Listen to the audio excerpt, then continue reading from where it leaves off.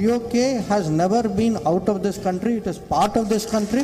बहन भाइयों, POK हमारा था, POK हमारा है, POK हमारा रहेगा।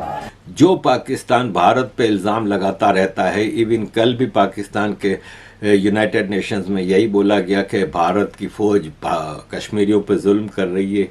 ये आप देखें कि किसकी फ़ौज क्या कर रही है।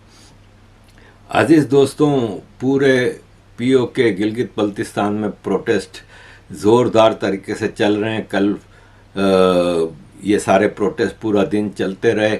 आज फ्राइडे को भी पूरा दिन का ऐलान है प्रोटेस्ट का, और 11 मई को सैटरडे को तो फुल शटर डाउन हड़ताल की अपील है।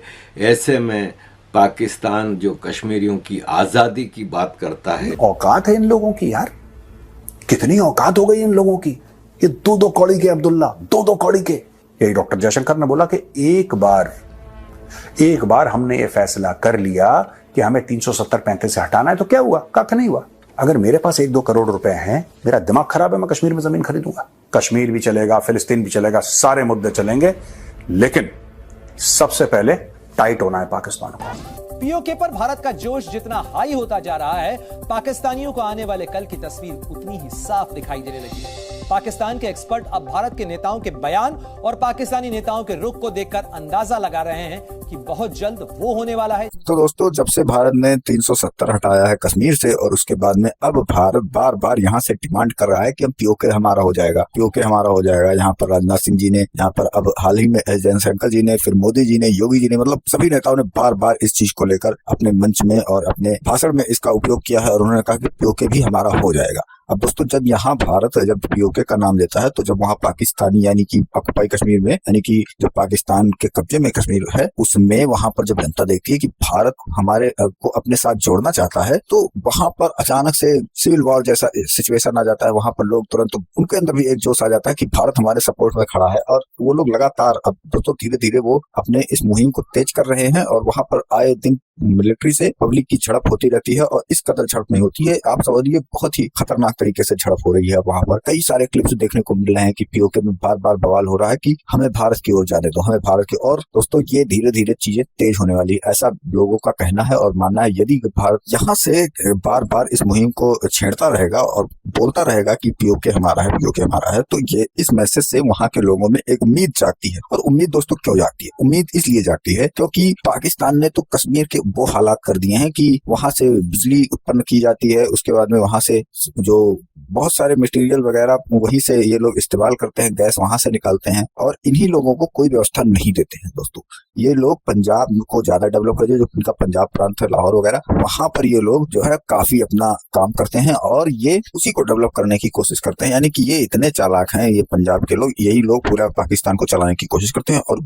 अपने यहाँ की को ही डेवलप करने में ये लगे हुए हैं। अब मान लीजिए कि अगर जैसे केंद्र सरकार अपने यहाँ पर है, तो वो दिल्ली में खाली दिल्ली को डेवलप करे और कहीं और से वो पूरा सोर्स निकाले, कमाई करे और वहां पर ले जाकर खुद के एक शहर में डेवलपमेंट लगातार करते रहे या एक प्रदेश में। तो इस तरह से वहां पर हालात बने हुए हैं, और इस कारण से वहां पर कोई डेवलपमेंट नहीं हो रही है, ना उनको पढ़ाया जा रहा है, ना स्कूल। तो पूरे पाकिस्तान में वैसे बहुत कम है स्कूल कॉलेज। तो और अब आप सोचिए कि इसमें जब वहां पूरे पाकिस्तान में यह हालात है, तो इन्होंने कश्मीर में क्या हाल कर रखा होगा। वहां पर तो और बुरे हालात, वहां पर न रोडें बनाई इन्होंने, वहां पर पर्यटन को भी इन्होंने कोई महत्व नहीं दिया। जैसे हमारे यहाँ कश्मीर को काफी आगे लिया जा रहा है कि यहाँ पर आइए पर्यटन के लिए, तो इस तरह से उन्होंने उसको भी वहां पर डेवलप नहीं किया, क्योंकि इससे कहते हैं कि पाकिस्तान में जो पंजाब में कहीं है वो एक एरिया है टूरिस्ट स्पॉट, वो कमजोर हो जाएगा। तो इस तरह से इन लोगों ने POK वालों को केवल धोखा और छल किया इनके साथ में, और इनको केवल इस्लाम करके और इनको इतना लंबा चूरन दे दिया कि ये सब उसमें फंसे रहे। और आज के टाइम पर इनके हाल जो है बहुत ही बुरे चल रहे हैं। वहां पर सब चीज के लिए दिक्कत चल रही है, उनको हर चीज के लिए पाकिस्तानियों के नाक रगड़ने पड़ते हैं, तब जाकर इनके लिए कोई व्यवस्था आती है।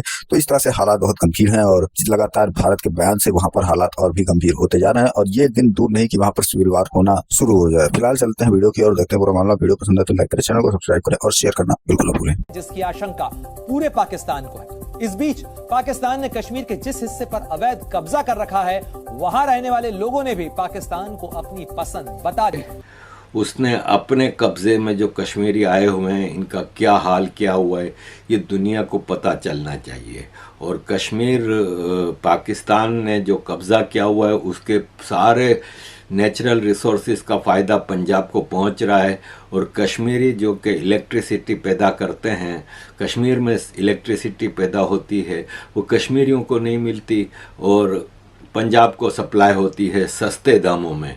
पानी कश्मीर का है, पानी भी नहीं मिलता है। डॉक्टर जयशंकर गए पब्लिक फंक्शन में, जैसे कि जाते हैं बड़े बड़े नेता जाते हैं, डॉक्टर जयशंकर साहब भी गए और वहां पे पीओके के बारे में ये बोला उन्होंने कि साहब देखिए, सारी पॉलिटिकल पार्टीज यही चाहती हैं कि पाकिस्तान ऑक्यूपाइड कश्मीर और गिलगिट बाल्टिस्तान वापस भारत में आ जाए। पीओके का जो इशू है 370-35 से हटने के बाद ज्यादा प्रोमिनेंस में आया, दुनिया की नजरों में आया, था पहले भी, लेकिन देखिए हर समय पाकिस्तान ने रोना रोया, कश्मीरियों से नाता क्या, ला इलाहा इल्लल्लाह। अब ये तो फ्रॉड है ना पूरा मामला, पाकिस्तान का तो चोरी वाला मामला है, 420 का मामला है, दोगलेबाजी का, 2 नंबर का मामला है, फ्रॉडियापन है पूरा। और ये खबरें पूरे पाकिस्तान को बेचैन कर रही हैं। पीओके पर भारत के प्रधानमंत्री, रक्षा मंत्री, गृह मंत्री और अब विदेश मंत्री भी पूरे आत्मविश्वास के साथ बता रहे हैं पीओके किसका था और किसका है, जिसके बाद सीमा पार पाकिस्तान में खलबली मच गई। ऑल इन ऑल कोई सिविक फैसिलिटीज़ नहीं है, कोई एजुकेशनल इंस्टीट्यूट नहीं बनाए जाते, कोई रोड इंफ्रास्ट्रक्चर नहीं है।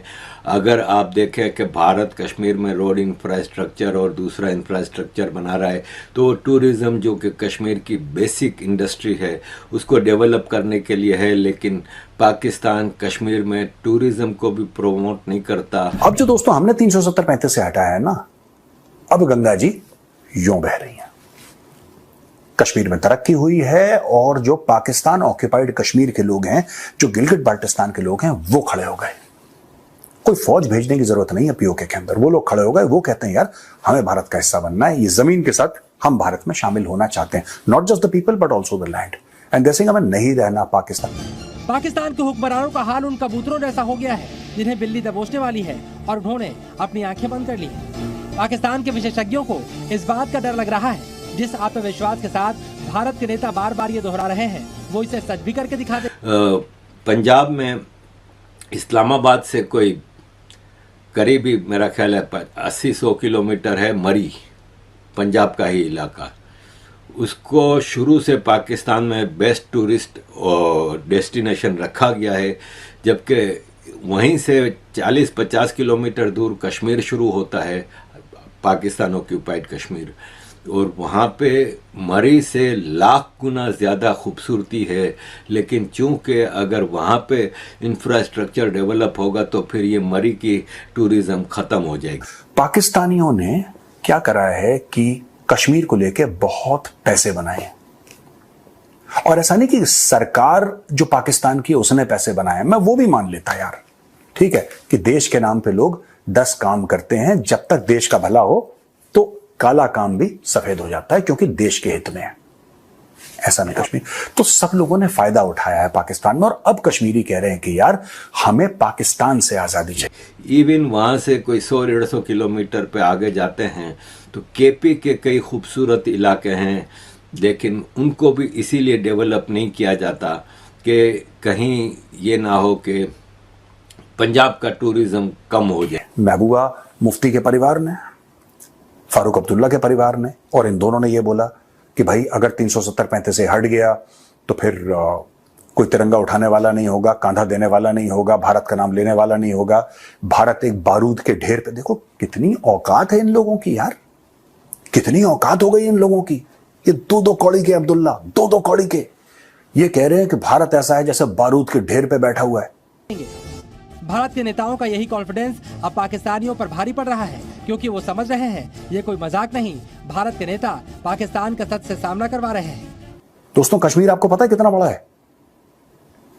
नोएडा से अगर आप मथुरा जाएंगे ना, नोएडा से मथुरा, उससे कम में खत्म हो जाता है कश्मीर, उससे कम में खत्म हो जाता है। और नोएडा से मथुरा की क्या बात कर रहे हैं, परी चौक से Mathura, let's be very specific, क्योंकि नोएडा से ग्रेटर नोएडा खुद करीब 35 किलोमीटर दूर है यार। इतने में खत्म हो जाता है, और बातें ऐसी बड़ी बड़ी कि यार आप बोलोगे पता नहीं इसकी वजह से न्यूक्लियर वॉर हो जाएगा, कश्मीर की वजह से 3rd वर्ल्ड वॉर हो जाएगा। ये कहानियां 75 साल से कश्मीरियों को भी सुनाई, बेचारे भोले वाले कश्मीरी, वो भी इस फ्रॉड में बेचारे उनको कंफ्यूज हो गए वो लोग यार, कश्मीरी भी कंफ्यूज हो गए कि यार ये बोल रहा होगा कुछ ना कुछ, तो कुछ थी नहीं बात, यही डॉक्टर जयशंकर ने बोला कि एक बार हमने ये फैसला कर लिया कि हमें 370-35 से हटाना है तो क्या हुआ? कख नहीं हुआ।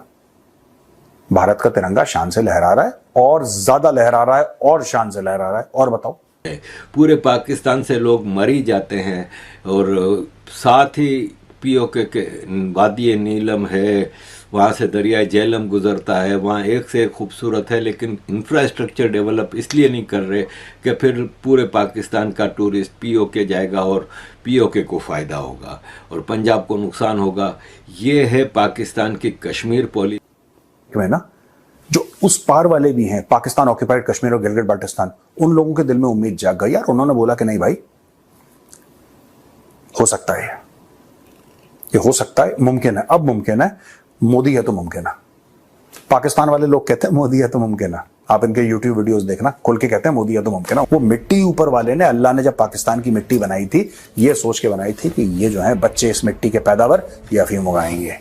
बोला था कि फॉरेन एक्सचेंज रिजर्व इससे निकलेगा, डॉलर कमाएंगे भैंसें बेच के। अब इन्होंने लेटेस्ट स्कीम इनकी आई है कि बॉस मारिवाना ग्रास, यही काम पाकिस्तान में हुआ है, लेकिन दिल्ली में ड्रिंक के बाद लड़के बोलते हैं यहां पे सरकार ने कश लिया और सरकार ने बोला कि गाड़ी तेरा भाई चलाएगा, ये देखो चर्च एक्सपोर्ट करो, डॉलर लाओ, उस डॉलर से चर्च खरीदो,